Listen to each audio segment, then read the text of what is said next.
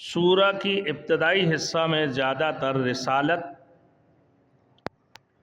रिसालत का ज़िक्र हुआ, फिर तौहीद का इस्बात और शिरक का रद्द हुआ।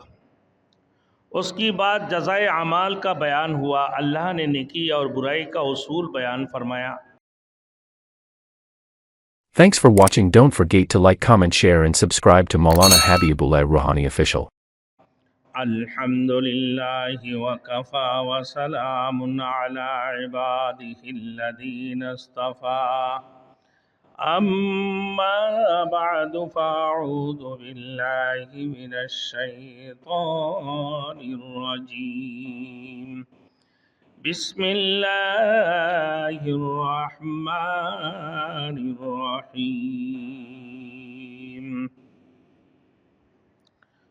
वलिल्लाहि मा फिस समावाति व मा फिल अर्दि लियजज़ियल्लज़ीना असाऊ बिमा अमिलू व यजज़ियल्लज़ीना अहसनू बिल हुस्ना अल्लज़ीना यज्तनिबूना कबाइरल इस्मि वल फ़वाहिशा इल्लल लमम इन्ना रब्बका वासिउल मग़फ़िरा हुवा आलमु बिकुम इज़ अंशाकुम मिनल अर्दि व इज़ अंतुम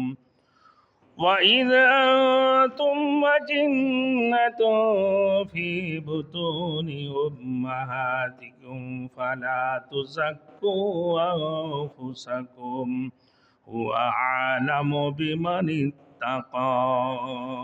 सदक़ल्लाहुल मौलानल अज़ीम। मेरे मोहतरम, सूरा की इब्तदाई हिस्सा में ज़्यादातर रिसालत का ज़िक्र हुआ, फिर तौहीद का इस्बात और शिरक का रद्द हुआ। उसकी बाद जज़ाए अमाल का बयान हुआ। अल्लाह ने नेकी और बुराई का उसूल बयान फरमाया। फिर अपने पैगंबर अलैहिस्सलातु वस्सलाम से फरमाया कि जो लोग खुदा की याद से एगराज करते हैं, अब उनकी तरफ ज़्यादा ध्यान ना दें, तवज्जो ना दें, क्योंकि उन लोगों का मकसद महज दुनिया की ज़िंदगी है और उनका मबलग इल्म यही है कि अल्लाह बेराह और हिदायत याफ्ता लोगों को खूब जानता है। अब मेरे दोस्तों,